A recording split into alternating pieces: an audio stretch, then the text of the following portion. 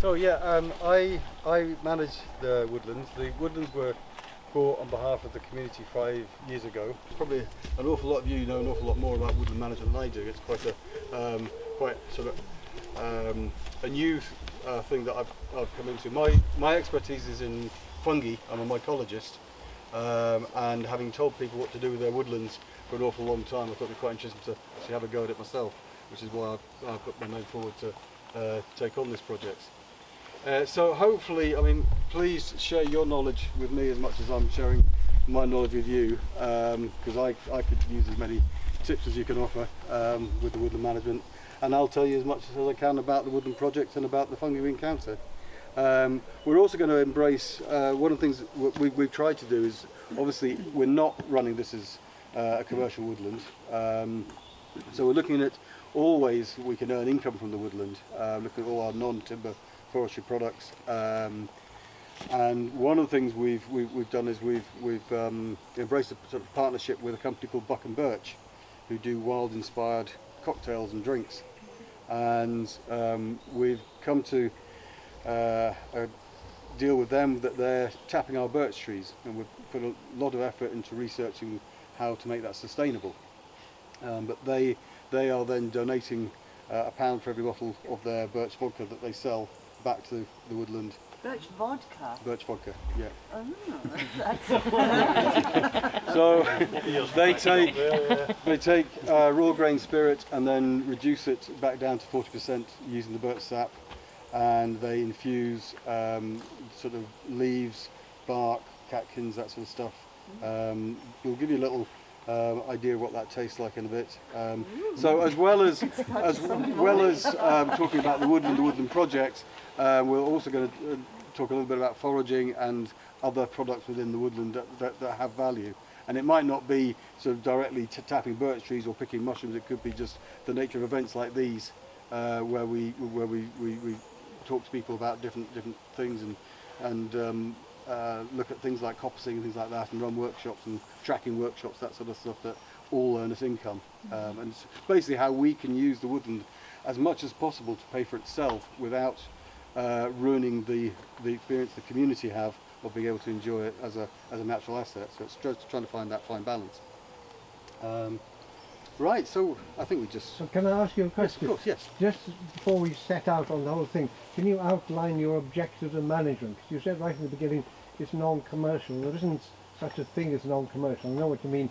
It's not non-commercial in the sense of citrus spruce or plantation, but we're looking at a natural resource. And yes. Already you started mentioning a few things. There are cash benefits and there are non-cash benefits, and it could well be that a woodland like this could be, in a sense, self-sustaining. So although it might actually put money into the community, there might be a lot of non-cash benefits flowing to the community, or there'll be enough cash benefits to maintain the woodland as you would want it or expand it. So we need to know before we go around what your objectives of management are. So our management objectives, well, when the community wanted to buy the woodland, there were lots of ideas, lots of very sort of quite varied ideas. Some people wanted to grow Christmas trees, and some people wanted community allotments, and some people wanted to put in bikeability courses and everything like that. And I said, well, my opinion on this is that it's nearly all semi-natural ancient woodland, and that's its greatest asset. And we want to restore it back to native broadleafs and try and basically improve the age structure and maintain it as a community asset. Now, obviously, within that, it needs to pay for itself. In general, I'd say there's very poor age structure within the woodlands. So that's one of the things we've been trying to do, and we're in taking timber out. Obviously, that's earning us an income. But the idea is to just basically build the resilience of the woodlands and educate the community about the fact that it will need constant maintenance and management. Otherwise, you'll end up with a single age canopy, and when it all goes at the same time, and we'll end up with the Gifford Community Bramble Patch. So, so it's trying to educate people about that, and just restore this as a natural asset, and basically give it some sustainability and robustness for the future in climate change, especially with all these diseases that are hitting us at the same time as well. And is your post funded by the woodland, or are you a Yes. volunteer? Yes. Yeah. No, I'm funded for work. 60 hours a month. Yeah. And one of the things we have to be quite careful of, I mean, obviously woodlands need managed, trees, you know, the age structure needs looked at constantly, things like that, and we have to make things for things to regenerate, and we're planting as well. But in general, the community are quite adverse to seeing any trees cut down. So we try and find ways of putting positives on all that, and I'll hopefully demonstrate that later on. But when, for instance, I approached the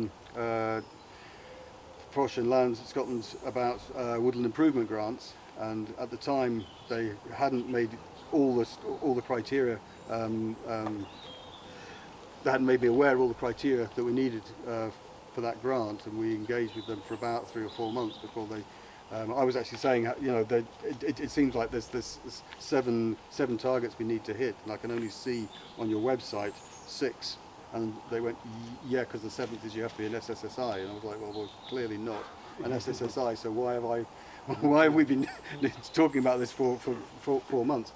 But the first thing the forestry officer did when she came here was looking at the pines. She just said, you've got to clear fell. It's all over mature. You just need to clear fell it. And I was like, well, I can't. It's community woodland. You know. And one of the things that we have to be quite careful of is that, I mean, our friends scheme, people within the community collectively donate over £10,000 a year to the woodland, and so although we can get funding, Sorry, how much was that? over in excess of £10,000, it increases all the time. That's the community donate. Yes, Okay. we have an ongoing annual friends scheme, and people either donate monthly or annually, and that's our current income is about £10,500, which is fantastic, and so we can apply for grants and we can do certain activities within the woodland, but we have to. That's a fine balance, because that £10,500 is dependent on people to be able to come here and see it as they want to see it and enjoy it as they want to see it, and it's their woodland. A lot of them have lived here a long time and they remember how it was, and you know, they like what we've done, but they still want it to be their woodland as they always remembered it. So there's a very careful balance. I hope that answers your question roughly. Yeah? Yeah. Great. Could I make a couple of points before I forget them? Yes? Going back to the object of management, given what it is and where you are, surely education must come very high up that in terms of the resistance of the community to felling trees and stuff like that? Yeah, and so not only are we running a lot of events, we have volunteer days, and we've got about 60 volunteers on our volunteering list, and at any one event we get about a dozen people coming out. It's not always the same people. They, as spokespeople for the project, are great at explaining to people what they've done that day and why they've done it. So that kind of gets the message out. We've done one of the things, like we had to do a thin of the pine woods. I kind of don't want to really sort of say everything while we're standing here running around, but we had to do a thin of the pine woods, and one of the ways I sort of sold that and educated people with that was we brought in a horse logger. And immediately I had all the community on board because they just wanted to see a horse logger working, and they suddenly forgot that we were felling trees. So there are ways about it, and there are ways of educating people, but as I say, our volunteers are great spokespeople for the project. We try and bring as many people in as we can. We do things like we have an outdoor cinema, we do films in the woods. So we try and get all age groups in, and we work closely with the primary school. We're now embedded into the way that they deliver their curriculum for excellence. We have forest schools, so we have the primary 2s come up every Friday morning for a forest school session, and all the other classes come up at least twice a term, depending on my availability, because at the moment I can't find any more forest school leaders, so it tends to be our current forest school leader giving me a class plan and I'm delivering it, but I'm not really very experienced as a forest school teacher, so it's quite challenging, but hey, it's fun, and it's all part of the job. But so yeah, our education program is massive, and we have the Cubs locally that meet here all through, basically from the February half term to the October half term. They're out here in the woods. We have the guides from Pencaitland come here, and they're all working on conservation badges. We have lots of people doing the Duke of Edinburgh volunteering with us and things like that as well. So hopefully we're trying to, as I say, we're trying to bring as many people within the community into the woods. We do, like for instance, when we had our AGM 2 weeks ago, we got a council bus to shuttle people down from the village. We could pick up people with mobility issues from their houses, bring them down to the wood so they could see around and things like that. So we tried to engage with every age group as far as possible and to tell them about what we're doing and why we're doing it. The Mark which we did was quite forward thinking at the time. He'd actually sold all the farms to the tenant farmers, which is quite unusual, with the exception of Broadwoodside, which is just the other side of us, that was still owned by the Lumsdens. And slowly all the cottages, as people or who worked for the estate died and the properties got handed back, they got sold off. And eventually the last asset of the estate of the Lumsdens was Broadwoodside Farm and this woodland. And when Broadwoodside was bought by the Dalrymples, and they developed the old steading, they were offered the sale of the wood as well, which they declined. And so this, for many years, as I say, about 40-50 years in total, hasn't been managed whatsoever. And eventually the only benefactor of the Lumsden Trust was a lady living in Canada, and the estate wanted to realise the value of the woodland to pay for her care. And so it was going to be put on the market. It was first of all, when Broadwoodside declined it, it was then offered to the house at Gifford Bank. They declined it because they recognised the sort of beauty of, for instance, the pine wood, which you'll see later, some of the broadleaf areas. They knew that they would have to fell all of that to pay for what needed to be done here, and they just didn't think that was a viable or sensible thing to do. But it was offered to the community, and the community, as I was saying earlier, already had a vehicle to move that forward in the Gifford Community Land Company.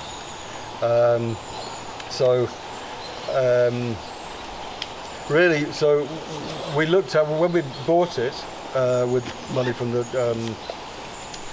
Scottish Land Fund, there were several key issues, and Donald, where's Donald? Donald was great in writing up a sort of vision of what the potential of the woodland could be. And one of the things that he had mentioned was improving public access.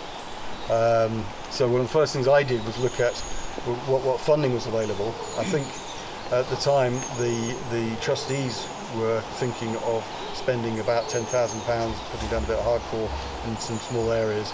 But in our application to the Scottish Land Fund, we clearly said we were going to put in all ability access parts. So I sort of said to them, you said you're going to do it, we're going to have to do it. So I went to the Agri-Environment Scheme, had a lot of support from Paths for All, a lot of support from SNH, and the people actually at Rural Payments were really supportive and helpful and sort of holding my hand. And I think they're quite used to having a lot of farmers applying for grants that are really going to just help their bank balance a bit and maybe do a tweak here and tweak there to fulfil the needs of the grant. And I made it quite clear that we were trying to, we were just a community project, just trying to do a good thing here. We just needed a hand, and instead of going in there sort of all guns blazing, just going in there cap in hand and saying, look, I just need help to do this. They were really great. So Paths for All came in, they designed the paths for us. We worked through the route. Everything's sort of graded. There's no slope more than 1 in 12. There's benches every 300 metres for people to rest at. The only thing we didn't do was go the route of the whole sort of grading the paths for sort of levels of accessibility and all that. We just said we'll make it all ability access everywhere, and we'll just make that sort of the common platform rather than having this path is this type of ability and that's that and so on and so on. We just thought we'll do the main path network like that, and we'll leave the informal desire lines as were, and people can either take the main route around, or they can enjoy their informal walks like they used to. So the paths here, they were originally dug at one point. Well, I think again it was people wanting to see as little intrusion into woodland as possible. So the trustees were arguing for a metre wide path, and I said 2 metres wide because it'll end up being a metre in the end. And eventually we came down to the application, went in for a 1.5 metre wide path. The contractors then said all our machines are set up for 1.8. So I said, well, actually, that's not the end of the world, because what we'll do is we'll make it 1.8, we'll put in that amount of hardcore, and then by the time we put a bit of soil over the edges to soften the edges, it's going to come back down to 1.5. And in places it has decreased significantly, and again, it's a lot about education.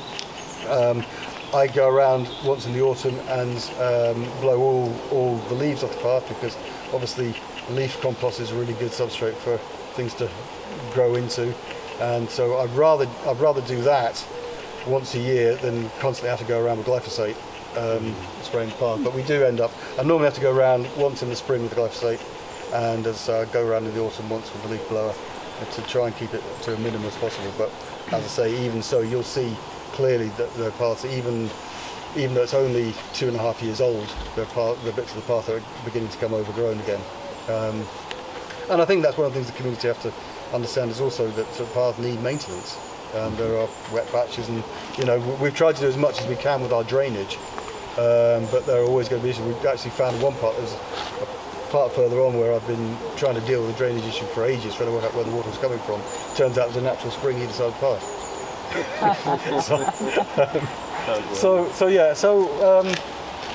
I'll show you the sort of infrastructure of the path network in a minute. What I thought was quite nice, we've got these lovely Douglas firs here, which are really fantastic specimen trees, and I thought it'd be quite nice. One of the things that stands out about these types of trees compared to a lot of the other trees in this part of the woodland, we've got a lot of invasive sycamore here, we've got a lot of ash, and one of the things I wanted to talk about was the fungi that associate with these trees. So the sycamore and the ash and the holly and row and things like that, they're all what we call arbuscular mycorrhizal trees. So they associate with fungi that are in the glomerales. The glomerales, their reproductive structures look more like little bunches of grapes in the soil. They're very discrete things. They don't produce toadstools. So the people interested in foraging, this is not really the sort of habitat you want to be looking for your chanterelles and septin, except for these trees, which are mycorrhizal. And I kind of thought it would be fun to get an idea of what the fungus is sharing from these trees. Obviously, there's the carbohydrates from photosynthesis that the tree's sharing with the fungus, and the fungus is giving the tree access to its incredible chemical armory, where it can access the phosphates and nitrates within the soil and helping the tree grow in that way. And also, if you think about it, I mean, there's about up to 6 kilometres of fungal hyphae within a teaspoon of soil, and they say that it's the amount of fungal threads associated with an oak tree would envelop the whole planet if all laid out flat and end to end sort of thing. So the surface area it offers to the root system compared to the root system on its own to absorb moisture and all these nutrients is massive. Yeah. So just very briefly about the bridges, those who are interested in the agri-environment scheme, bridges can earn you a lot of money. The payments for bridges is about something like £8,000 per square metre or something ridiculous like that. I can't remember exactly what the fee is, but it's an awful lot. So if in this case, I mean, the schemes are designed really to sort of help a farmer who's got his own machinery to put in paths and access to increase access to land. So put that into a woodland situation where you've only got one point of entry and the path becomes your routing for all your aggregates, something like that. You quickly realise that the grant scheme isn't going to pay for it.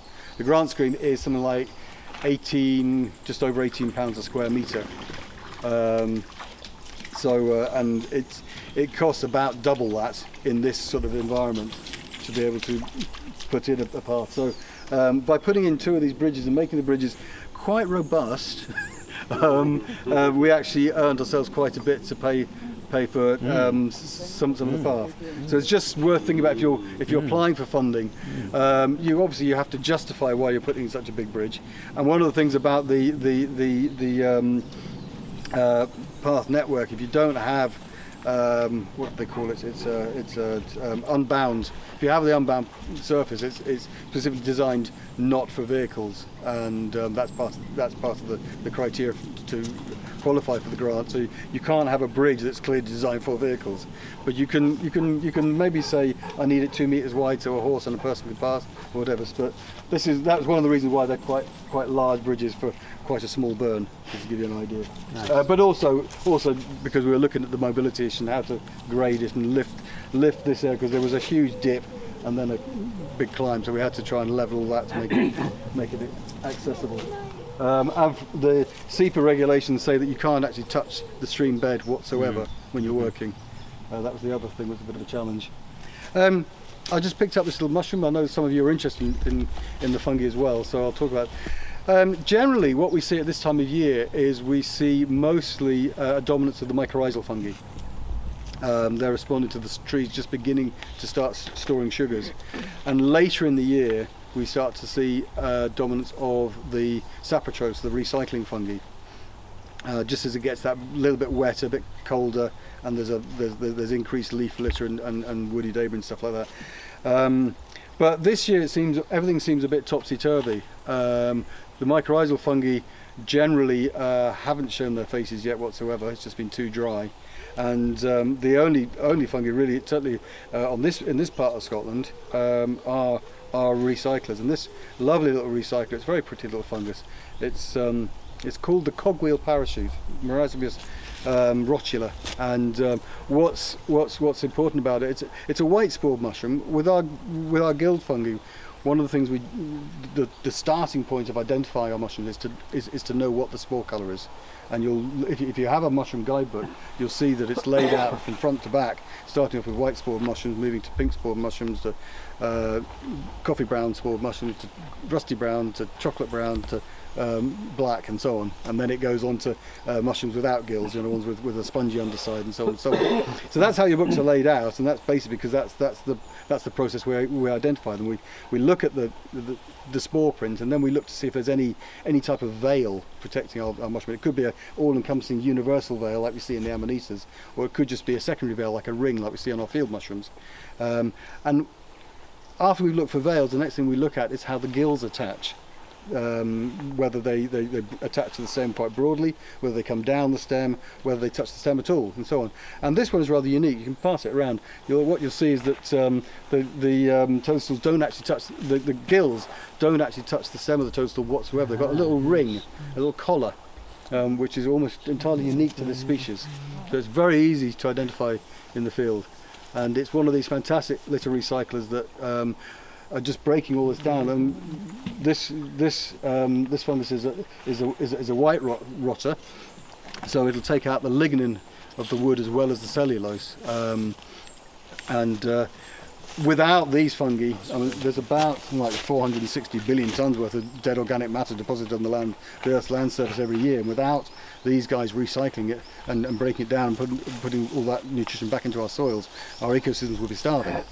So they're a very, very important group of fungi. So this is a white rot fungus that Yes. would digest lignin. Yes. And there's another kind, there's a brown rot fungus, isn't there? Is that Yeah, just we'll the opposite, is it? It takes out the cellulose but leaves the lignin intact. Yeah. And we'll see there's some really good evidence of that in different types of fungi and different types of rot. In general, what you see is a lot of the heart rot fungi like the Ganoderma and the beefsteak and chicken in the woods and things like that. They're all brown rot fungi. Yeah, sure. Because the rot is brown inside. Yes. Yeah. Well, yeah, and you'll see the block-like structure Yeah, as sure. it leaves the lignin Sure. intact. And, but as I say, we'll see examples of that. You work for the Woodland Trust?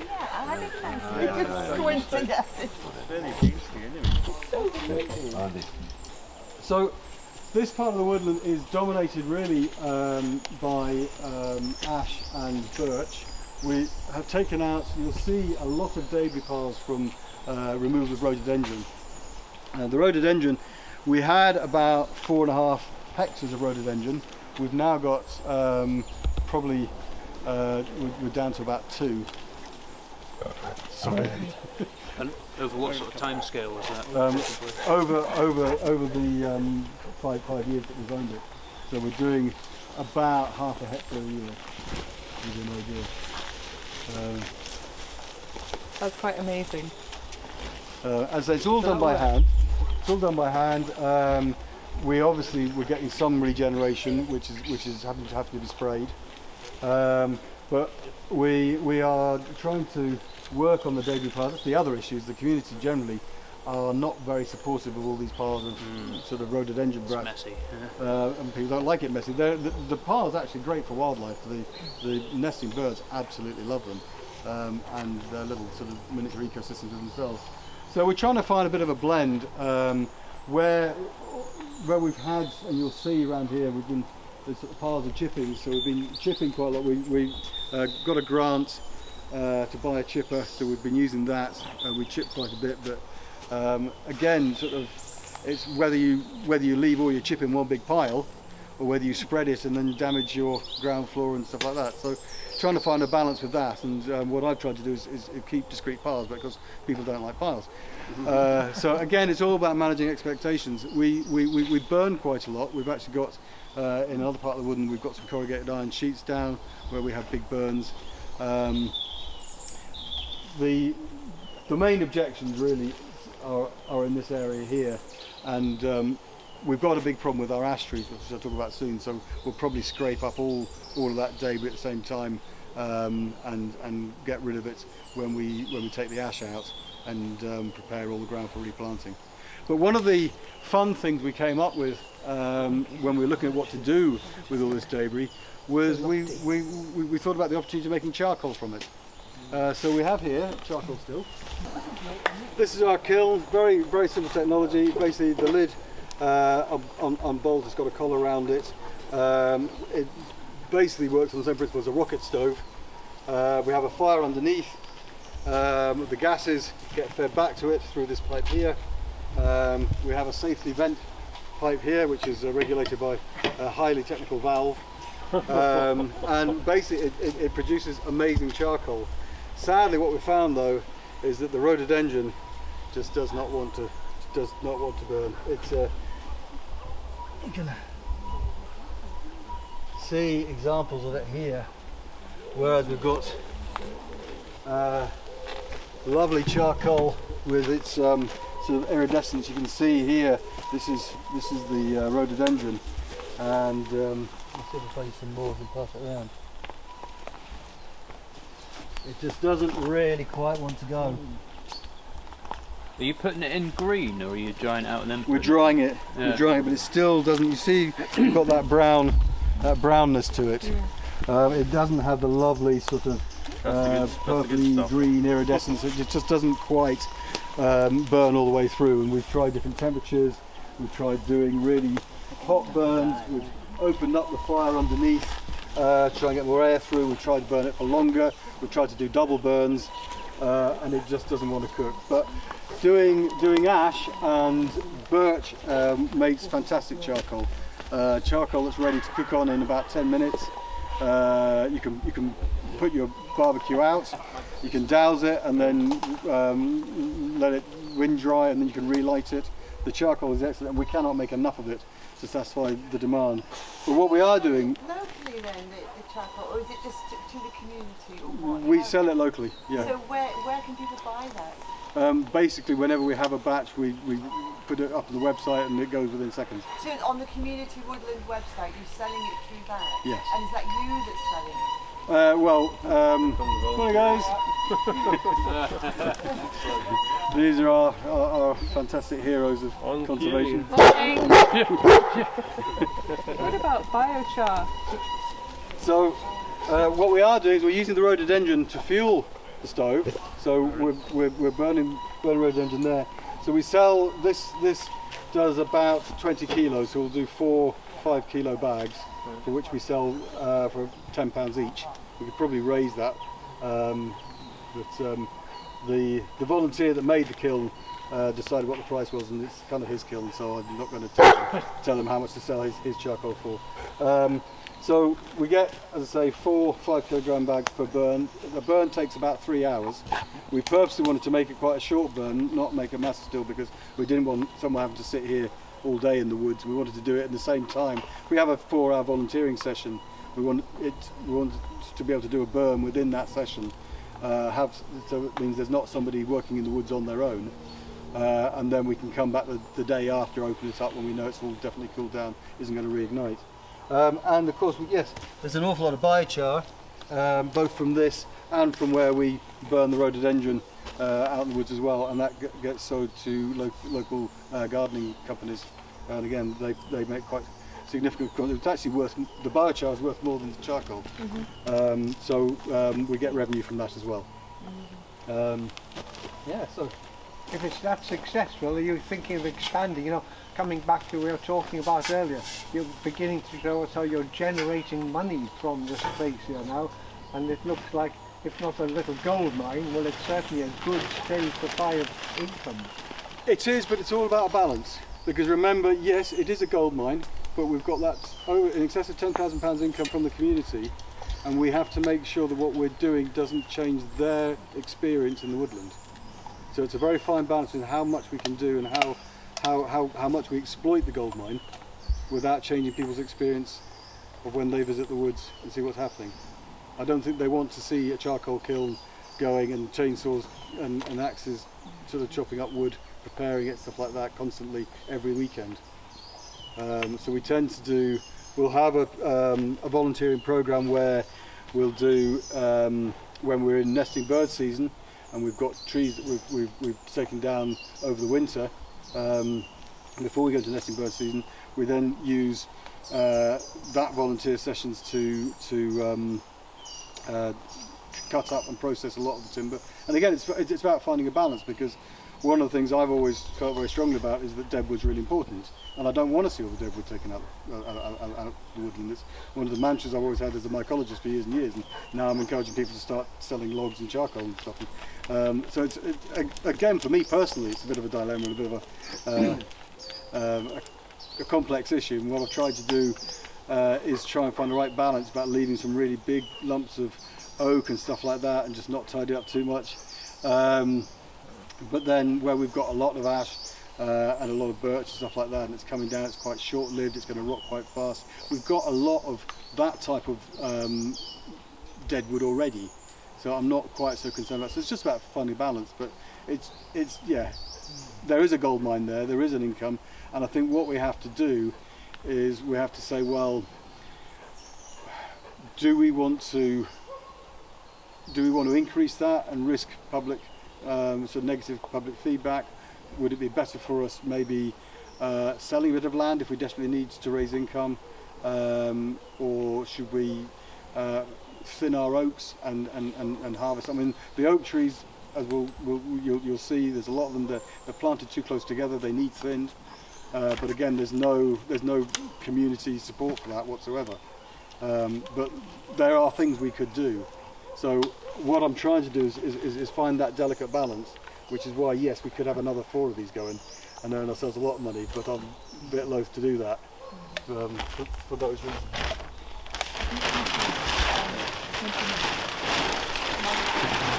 And of course, the other thing is that for every activity like this, it requires volunteers.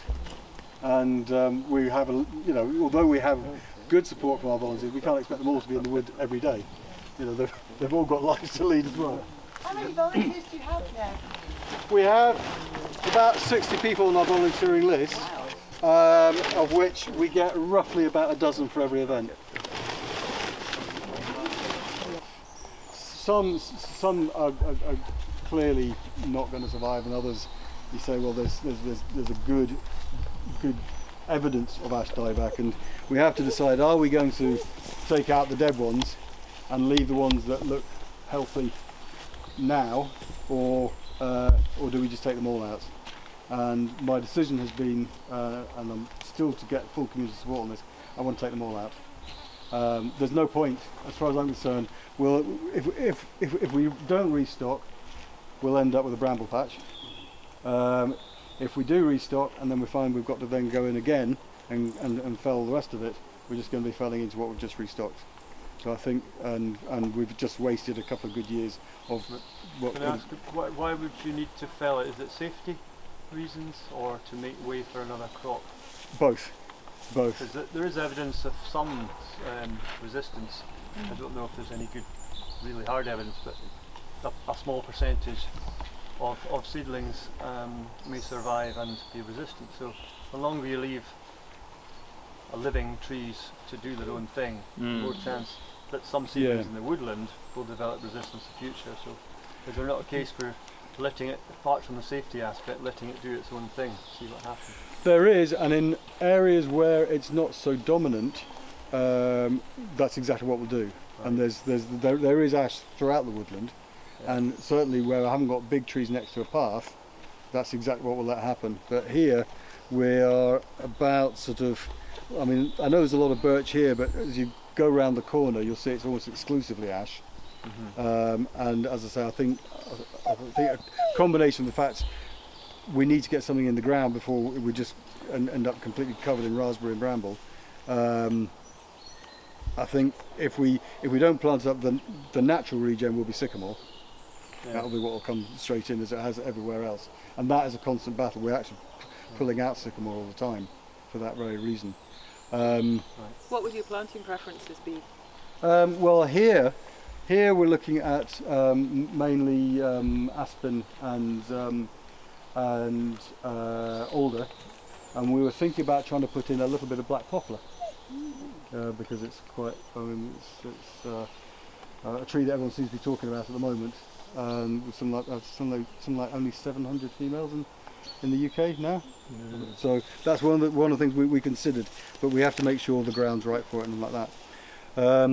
But those are the main two species of, I say, alder and aspen were the things we were looking at, because it is generally quite. I know it feels quite dry now, but trust me, this can get very wet.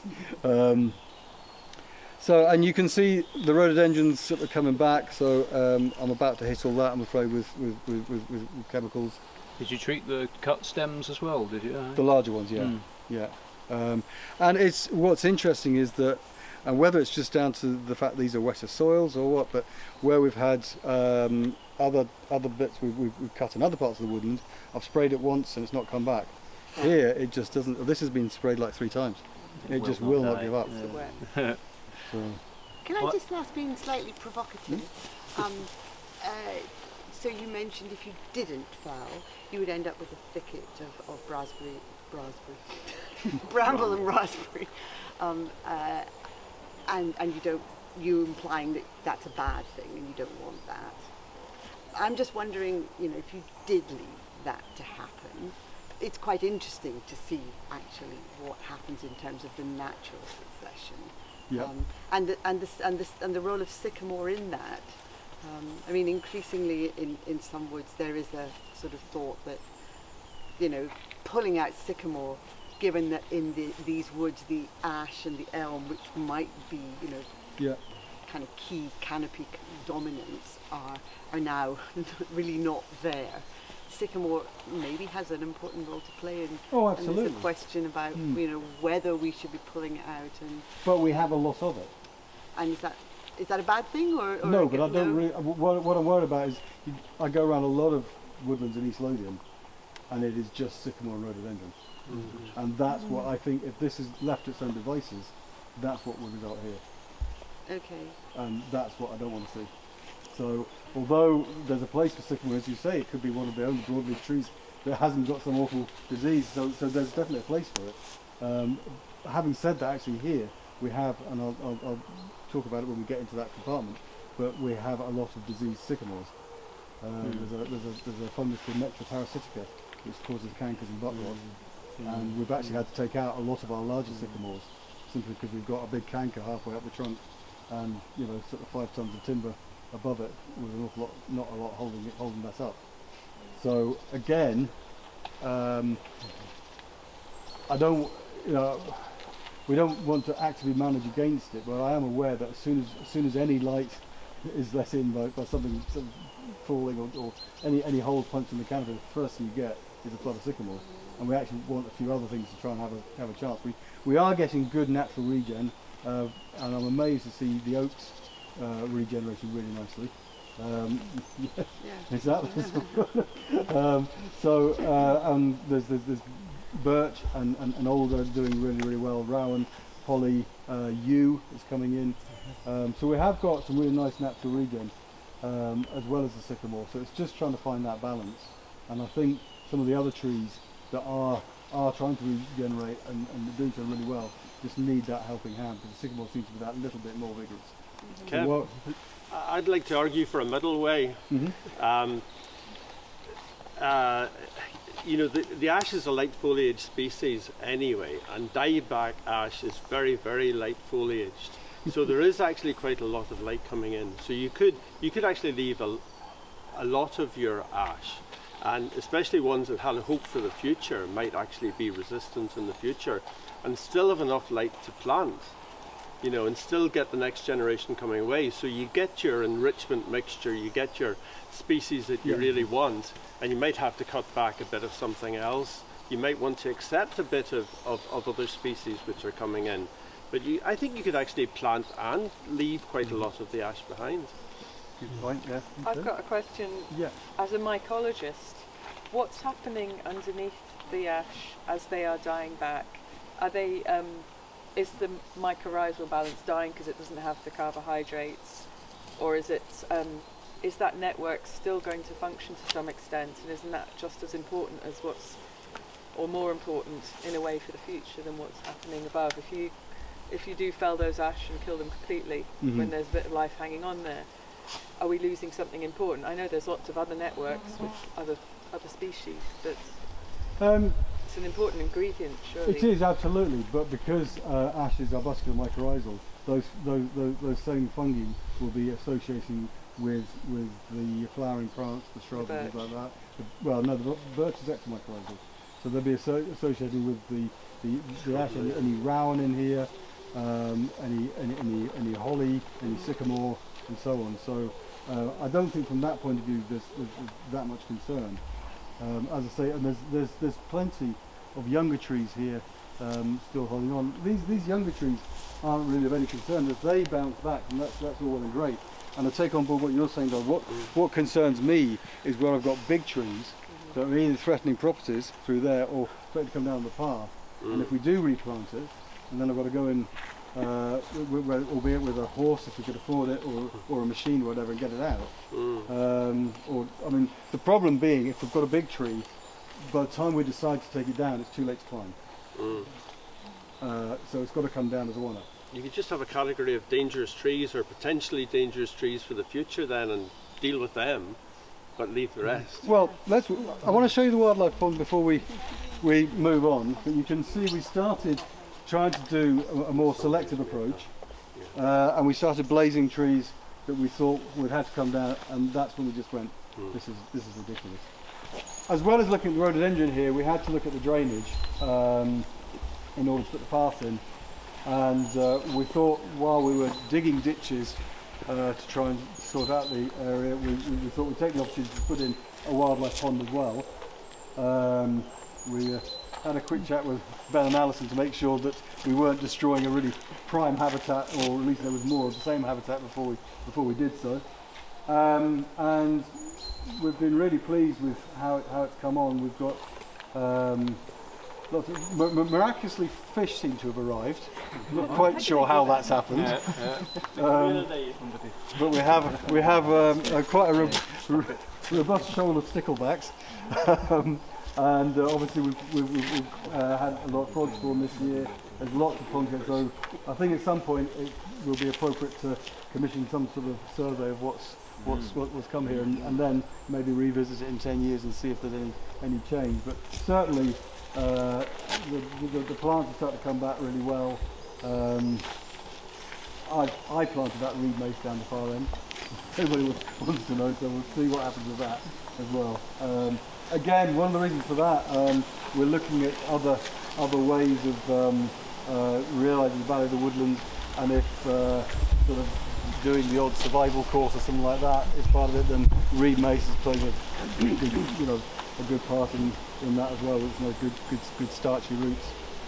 Do you get leaf build up? It hasn't been that bad actually. We haven't had an autumn yet. This only went in January. Yeah, so we'll see what the issues that are.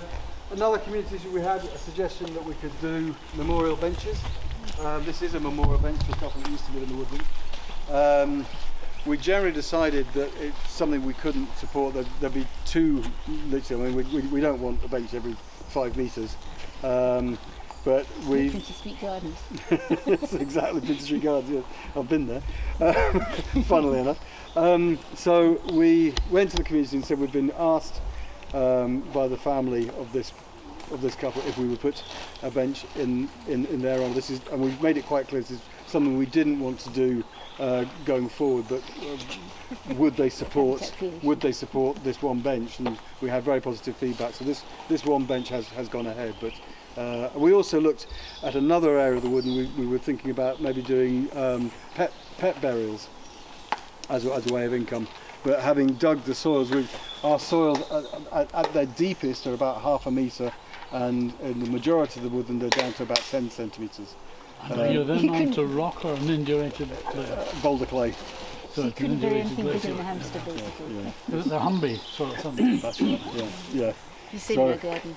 Yeah. So we looked at that, and the drainage issues and that it wasn't going to be possible. We couldn't afford to get a digger in to the woodland every time we needed to do a burial as well. So we didn't take that any further. But just a hamster burial site. Yeah, yes, exactly. So just to explain the different avenues we've looked at, different ways we've thought about trying to create income. And having visited the Memorial Woodland at Binningwoods, which has got a really nice feel about it actually, I think there's certainly, if your soils are appropriate, I think it's a really good source of income for a woodland.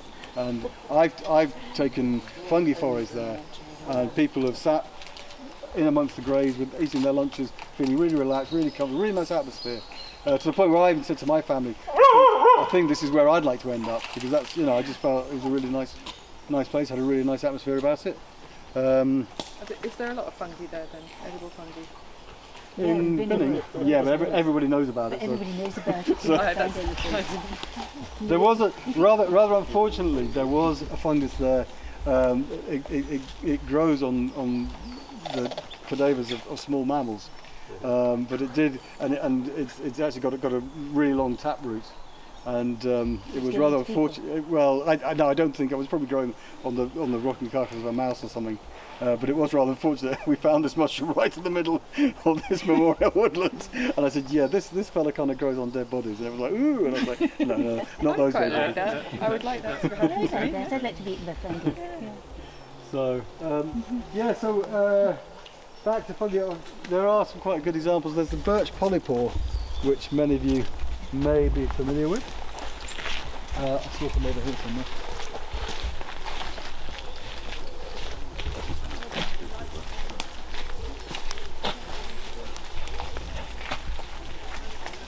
Hello. Gee, not for you. Looks like a ball. So I don't know. Are you all familiar with the birch polypore?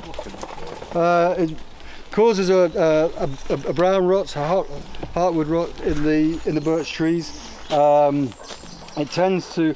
I am fairly confident it's not parasitic, but you do see it on dead limbs of living trees. But I think it's just recycling dead wood. I think it's coming in after other pathogenic fungi or the birch tree is just dying of old age. Odsey, the man found in the Tyrolean Alps, mummified, he was found with two birch polypores in his pouch.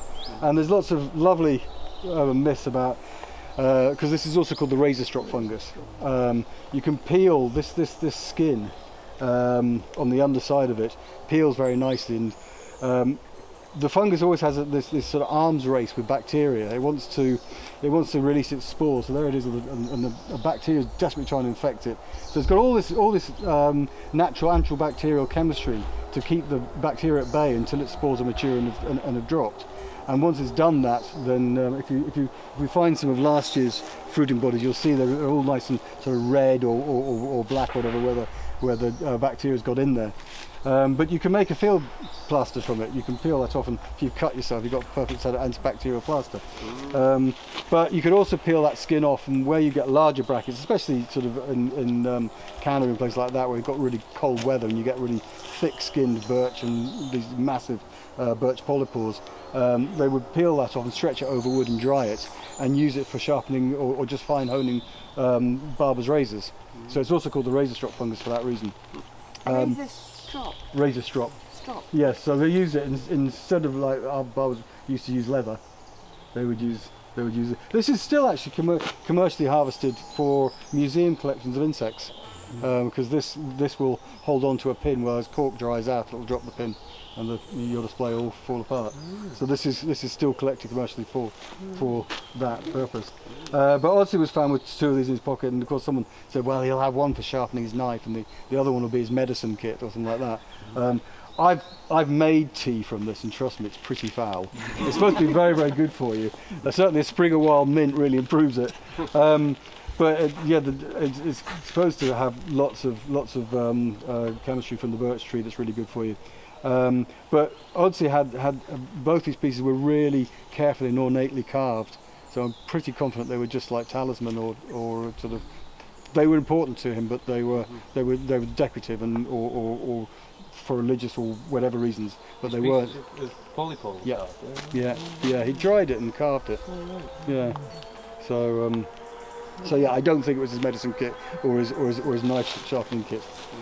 So you'll see here, I mean, we started marking these up, and we originally were being quite selective, but then the more we looked at it, we actually thought, you know, it's all succumbing. I mean, do we leave that single one and take out everything else? Then when we've got, there's a really big ash tree there on the corner. Do we leave that? It seems to be one of the healthier trees. Do we leave that? Well, that's going to be one of the main problem trees from a safety point of view, so probably not, and so on and so on. And I think, and as I say, I'm very keen to hear your views as well. I think probably, certainly within this area, going up to the top of the hill, I think the best thing to do is to clear fell this and prepare it for replanting. Be a bit more selective down there. Be selective in here and just take anything back that's going to hit the path. Sorry, from the safety point of view, the community view is that a tree like that might come down in the middle of the night in January because of a gale is perceived to be a safety risk, and so the trees within a certain distance of the path have to come down. I mean, in reality, they're not actually a safety risk at all. You know, that's the perceived community view, but it's a shame to be kind of basing the decision on a false perception by the community, is it not? It's not just the perception of the community, it's the perception of our insurers. Well, they need It should be the perception of whoever conducts the tree safety inspection, who should be sufficiently experienced and qualified to make a judgment. So our call on it is things like something sort of like these, which are quite substantial trees, are things that, you know, they're clearly not well, and we think those are a risk. Small things like that really aren't a problem. But where we've got bigger trees which are going to drop branches, things like that, then it is a problem. This is your first area you've told us where you're doing the enrichment planting. So in a way, I think once you take a decision that you're going to enrich it, that becomes a priority crop as well. Because what you don't want to do is hang on to some stuff above you, and then the enrichment struggles underneath it. You've got to decide one on the other. It looks as though you're getting an area now, there's more light in here, so I would suggest that when you come to do it, make sure that the enrichment is successful, especially if it's your first one, because you want to demonstrate to everybody, people like us and the community, that when you've decided to enrich, it's going to work. Yeah. Well, you can see other places which we've done that. So hopefully, again, I'm quite aware that we're supposed to be with Hamish about half an hour ago, so I want to press on a bit. But once we've finished with Hamish's demonstration, we go on into a part that was non-native conifer plantation, which was one of the first things we did. We took out, and we've replanted that. So you'll see sort of our efforts in that direction and how we've managed that. The only place in the wood so far where I've seen it. It's a fairly common mob. Salmon O'Brien alopecurum, which grows mainly on rocks and in some places on the ground, on steep banks and things. It's rather unusual to see it growing on the trunk of a tree. So I've always been struck by this when I've been walking past here. Nice. It may have been encouraged to spread into a sizable patch by the shade of the rhododendrons that were around here before. That's not to say that it was the wrong thing to clear the rhododendrons, it's a perfectly right thing to do. But it's an interesting thing to find it's still doing well and growing on a tree away from any other populations. I've not seen it. You usually find it nearby on steep rocky banks and things.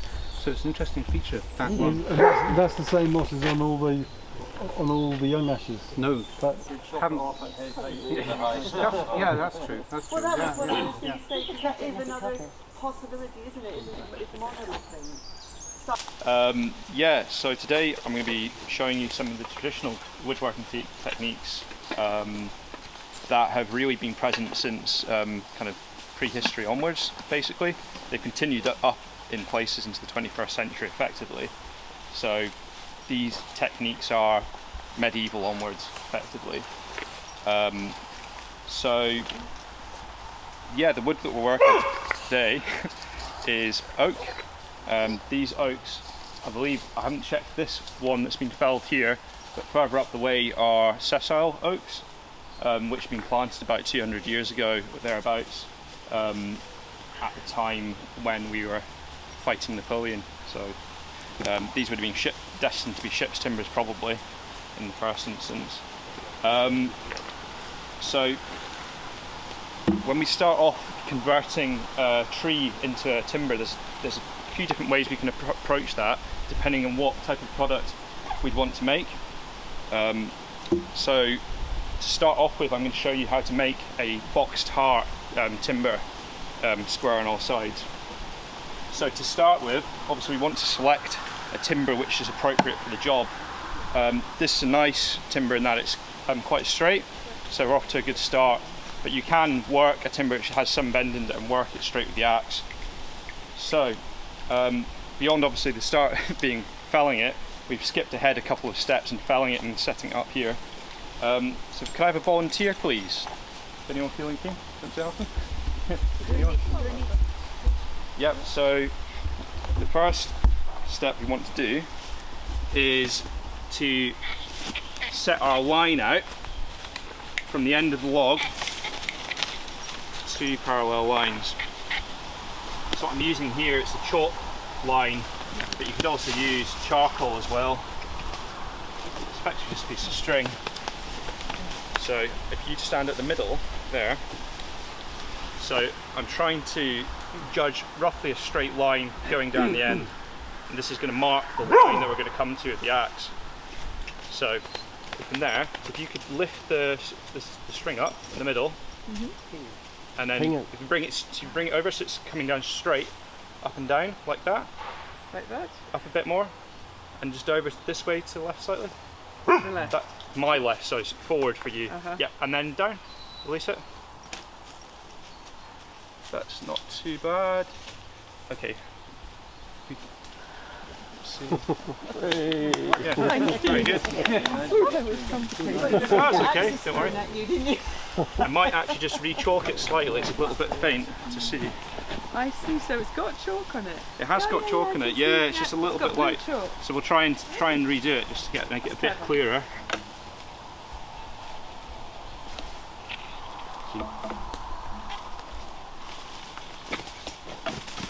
Hopefully that'll make a bit of difference. We want to try and set it again just where we had it on the line there. So and if you bring it vertically straight up. Like that? Yep. And then down. And then let it go? Yep. That's it. That's better. You can see it better now. Oh yeah, it's gone there in you the go. same place. Yeah, that's perfect. So now, what we want to do is put it onto the opposite side and repeat the process. Someone else. Yeah, does anyone else want to have a shot?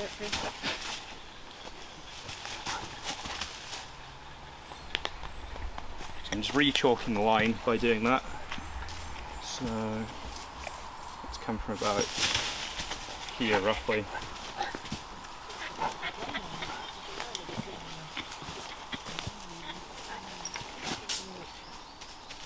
Okay. So, yeah, so if you come first up, just hold on a sec. You mean to come straight up. I've got a better eye on it than me, so if you come up there, that's perfect. Okay, come down that. Yeah, that's good enough. Yeah, I should be able to see that. It's a little bit faint, but perfect. Thank you very much. Okay, so now we should have two pretty much parallel lines. It's a little bit hard in the first pass because you're doing it onto the sub-bark surface. It's not quite as clear as we'd like it to be, but it's okay. Thank you very much. It's quite soft, a bit rotten, so it's all coming up pretty easily.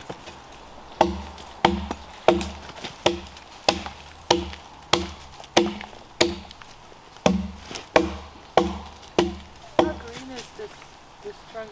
So according to Nev, it was felled in January, I think. Yep. So it's still pretty green. I mean, it dries, you know, from the ends really. So it's the actual heartwood itself is still entirely green, effectively.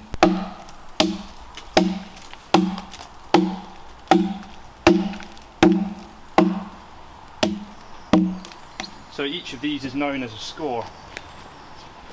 The whole thing is juggling. Yes, exactly. The whole process has been juggling, yeah. So I'll do a couple more just to show you how we'll continue.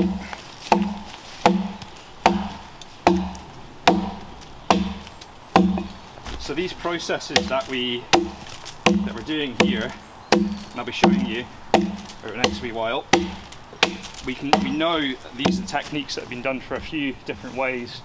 One being images, so manuscripts and paintings and the like are a really great resource for seeing how this was done. Another one is looking at archaeological timbers as well. You can see the marks of these various processes. So these can come from, you know, excavation sites, but also in upstanding buildings. So sometimes you can see these notches along a timber beam if you look out for them. So the whole process of looking at old buildings can become a little bit more interesting. The start of putting these sections off is the hardest part.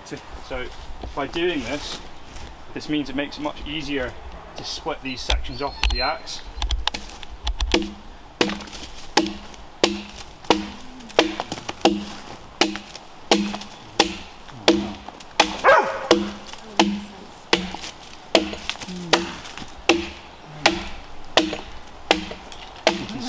Coming down into the heartwood now, sapwood and these oaks are actually not very big at all, to be honest.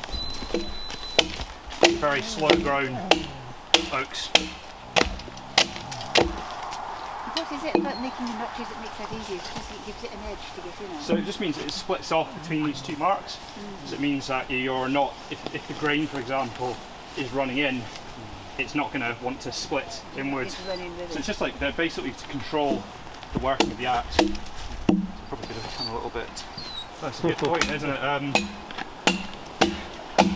Good point. You're getting into economics there. It just looks like a lot of work. Well, this is it. Really, it's a lot of work, but you know, compared to a lot of different trees back in the day, it's not actually that bad. You get into it. And is that an actual medieval reconstruction axe? This one, so this one's a Wetterling's axe. It's not a specific reconstruction. So I think Wetterling's is Swedish. Don't know if anyone else to remember that. I think so. So it's yeah, this one's not specifically a reconstruction. It's a modern, it's a recently made axe rather than one from back in the day. But the shapes of axes have, you know, different axes do different jobs, but generally the shape and the way in which axes are performed has really been relatively unchanged since prehistory, effectively. So I've roughly come along there, like that, And we want to be checking as we go along that we're coming level to the scores. So really I could do a bit more taking off to the line here. So it's not too bad. But yeah. I mean, by eye it looks good. I get a chalk line. It's a little bit rough and undulating. But it's coming out at the bottom slightly. But I'll address that next step. Weesht, calm down. It's not all about you. So this is the next type of axe we could use in this situation, which is a one-sided hewing axe. So it's only got one bevel and a large flat face. So it's a much finer blade. We wouldn't want to go into the timber at the start of this type of axe. It's really too fragile for that type of work. So with this one, we can use effectively like a large plane to really start to smooth down the surfaces, finish it off. I am jumping ahead a wee bit, because ideally you'd want to go all the way along first rather than doing this, but let's just really show you guys.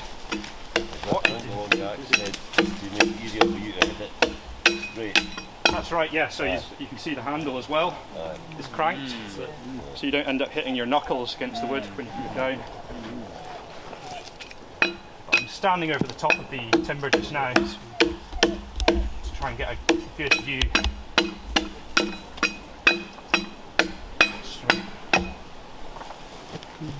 Imagine it wouldn't take long for the producers to end up cutting you in shape. Exactly, interestingly shaped people. Then to arthritic. This is it. So yeah, I mean, typically this process would happen in the woodland if this was their ultimate fate, to be squared up with the axe, because you save a huge amount of kind of time and effort of having to carry heavy timber out of the woodland. Yeah, so this is pretty true to how it would have been done mostly, where you'd have your tree in the round and square it up where it fell pretty much. And you know, you can really start to quite fussy about removing all your axe marks. You can start to see I'm really starting to smooth off the surface there. Grain's coming out from as well, isn't it? Yeah. Would they have left the log like you've done for a number of months, or cut it and then do it immediately? Well, yeah. So this is evidence to the fact that you can leave the timber on the ground and come back to it. You know, a year, 2 years later.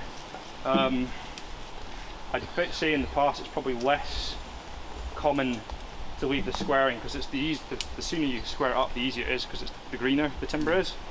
So there's a certain sense to that. But it is a factor to consider that you know, a timber that's worked in the wood, you know, it gives you a good felling date for when it's being worked in the wood and squared up. But there might be a period of a year, 2 years between then and it actually ending up in a building. So this is something we need to consider when you know, when you get a dendrochronology date for a building.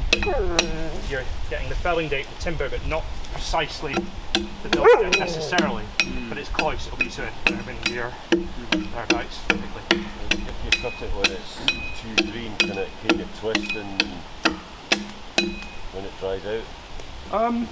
Because I've seen like quite a few green oak frames in modern buildings, and they're all over the shop, you know. Yeah, I think there's tricks you can do to reduce that as an issue. You know, being how you store the timber and let it season smoothly. This conversion of timber is a box heart, so we've got the centre of the tree in the middle of the timber. So that's the most dimensionally stable type of timber that you can cut. It will check and crack from the ends, but compared to if you were taking a plank all the way across, or a quarter, that's going to warp more than a box heart, for example. Making a really nice job of this, I could really spend a lot more time smoothing it off, but for all intents and purposes that's good enough for a roughly hewn surface. So for the most part, when we're working in buildings and the like, timbers are axed flat and dressed flat with an axe. But sometimes we see the use of adzes as well for dressing the timbers. But that's quite unusual, to be honest. For the most part, it is axes that are used. With an adze, for those who don't know, you'd stand over the top of the timber and work along the length of it, like so. Or to say like that. Okay. So you make the blade, the handle, the shaft for that adze yourself. Yeah, that's right. Yeah, I just came to the head. So it really just be a process of turning 90 degrees, to work each face square and flat, and you come away with a work timber in not too long, to be honest. First type of conversion that I showed you up there was squaring a timber into a box heart beam. But that's just one type of timber product that you can make with these types of traditional techniques. Another, which is commonly needed in the past, is making planks. So what we could do is use this type of saw. I don't know if anyone knows what this type of saw. I would guess a box saw. A box saw, very close. Frame saw, yes, frame saw, that's the one. So this type of saw is really it's pretty much the earliest type of saw that would be used for sawing planks. So I think it was really the Romans that first started using this type of saw, and we do find planks in England which are sawn with this type of saw. So this is called a frame saw. The process of sawing is called trestle sawing, specifically seesawing. So you would mount the timber on a trestle, and at a kind of that kind of degree, you then saw it with two people and have it saw the timber like so into a number of planks. So after the Romans left, we stopped sawing timber in Britain up until the Normans came along, and then we restarted again using this type of saw. So this type of sawing technique started to fall out of fashion really kind of to the late medieval period. But it still continues in certain parts of Europe to this day, in parts of Spain and the like, until quite recently. It's just fallen out of favour because you're restricted in terms of the size of the timber that you can convert. You can only saw a timber that wide. So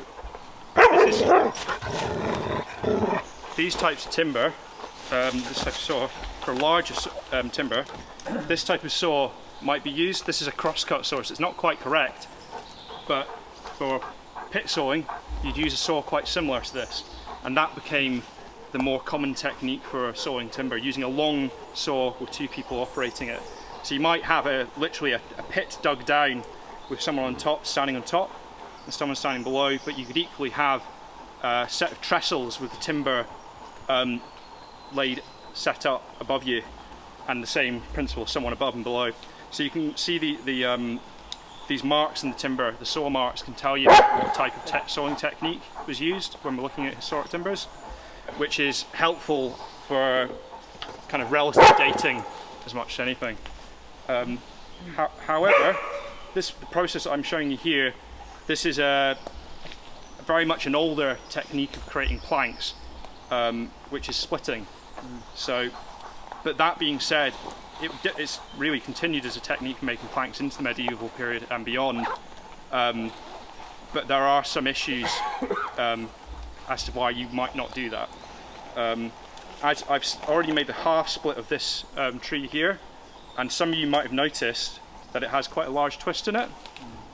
If you were to saw this timber, you wouldn't have the same issue of that twist. It might warp slightly because of the twist in the timber, but you would be on a better off start for creating that. So part of the issue with splitting is about the qualities of the timber and how it lends itself to being split for planks. So in any case, I'm going to show you how we split this timber to create planks. So let's see what we've got. I've left my other wedges up there. Well, so we can just split a tree entirely using wooden wedges, like so. This is a starter wedge. This is the smallest type of wedge you start off with. oak is really good for splitting because it has very large medullary rays in it, so it's quite easy to split radially. What sort of woods? The wedges? The wedges, oak, these ones, yeah, seasoned oak, but equally other woods like fruitwoods and the like and ash are also pretty appropriate for splitting. So because this timber's been lying here for a while, there's cracks that have opened up which I can start to put the wedges into. I'm sorry you can't all see this. Let's see.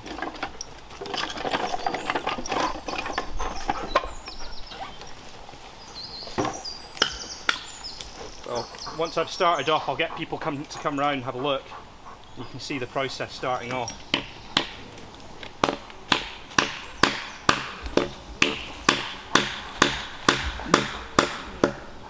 So there's an advantage in splitting timber in that the fibres are not separated, they run continuously, so it's somewhat stronger than sawing timber, the end product anyway.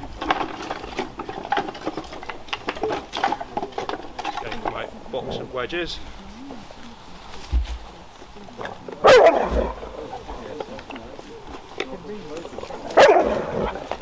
Ludo, hey, come here. Ludo, come here. Sorry, Ludo, come here. Okay. I got to shoot out for him, try and calm him down. And yeah, there's a lot going on. There's not a lot wrong with your dog's nose. Oi, what are you saying? So these are older wedges that I've used. That is older, not as in the tree wedges. I'm having to reshape them slightly to be able to continue.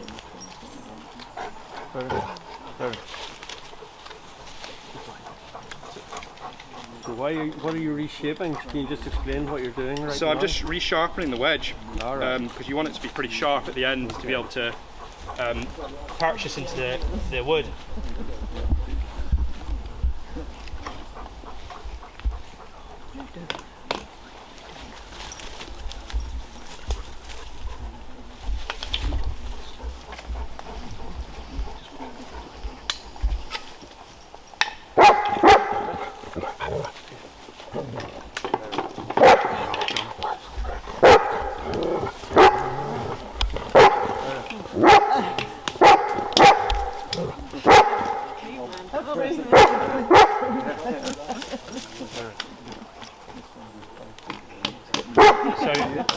The split's always the hardest because this is the point where there's a potential for the wedges to snap and fail. So you have to take your time with this step.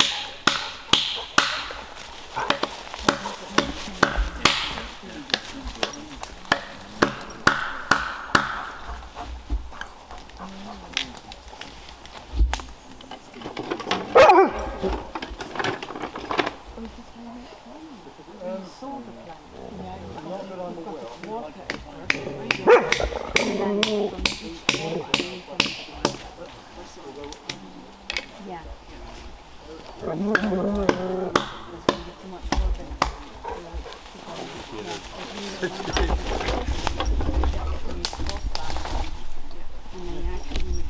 want to come around here and get more of a... I kind of want to be behind the light. Alright. So I'm afraid I've left the rest of my wooden wedges up there. So I'm going to revert to some of the steel wedges. Sometimes you can do this process entirely with steel wedges, but sometimes you'll find that the steel actually bounces out of the timber. So the wood is sometimes actually better than steel for gripping onto the cross section.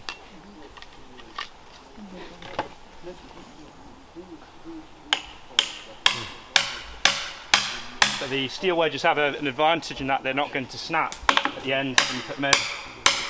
We've got it started with the wooden wedges at least. This is just going to help to open it up slightly. Yes. Of course, you can always use plastic.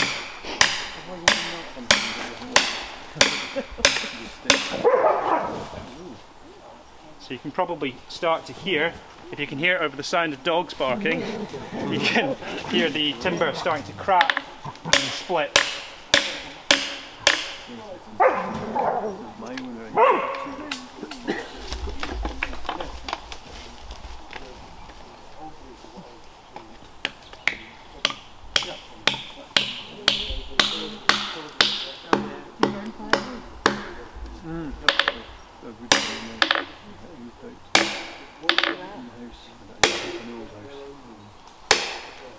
So you really ideally don't want to rush this process. You kind of let the wedges do your work for you and let them split it for a while. You can just start to hear it cracking and groaning now.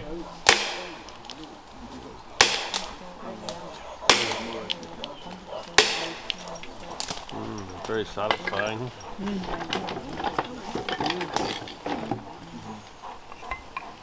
Where do you anticipate it's going to go when it reaches that sort of curvy? So it should just run straight up the middle. You think it'll go? In principle, yeah, it should. Yeah. But we will see. You're doing all right, aren't you, mate?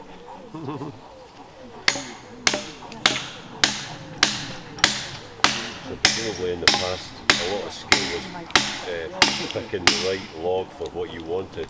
Absolutely, for sure. It's actually seeing the log. Yeah, and deciding where to split it to start off with. But there are things you can do to also control the split.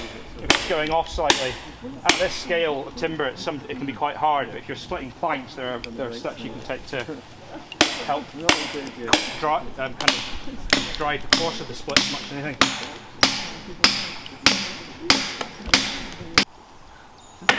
Oh yeah, clone one. But yeah, you start speeding up now. Good for putting.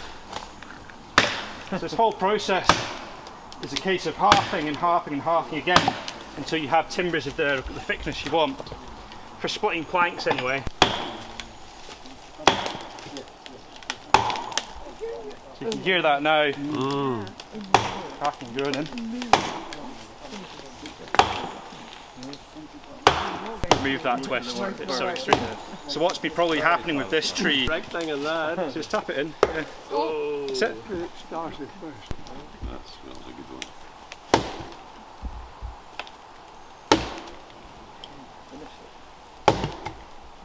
So now we have 2 quarters made up. So at this point, you. It's sopping wet inside. Oh yeah, please, if you want to touch the wood and feel how wet it is still. Yeah.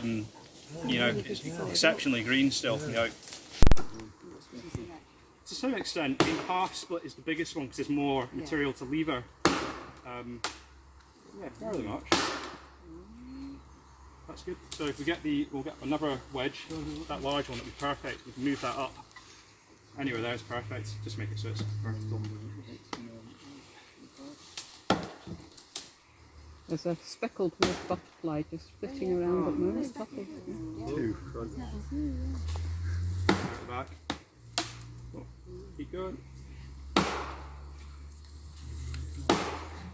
So you can see really when you get down to it, even without, you know, you can start to convert timber into usable piece of wood really quite quickly when you get amongst it.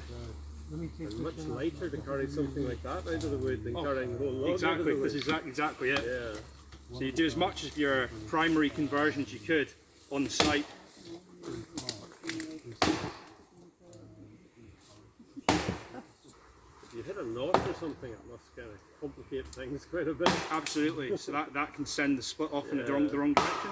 Which has possibly happened to some extent here. It's not run perfectly to centre, but it should be fine. But this type of technique is what we use traditionally for making pails as well, for shingle.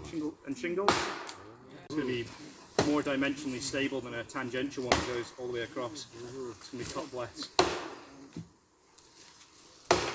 Almost there.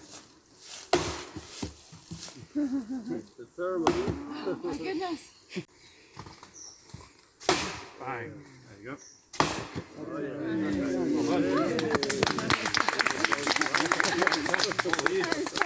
It's good, isn't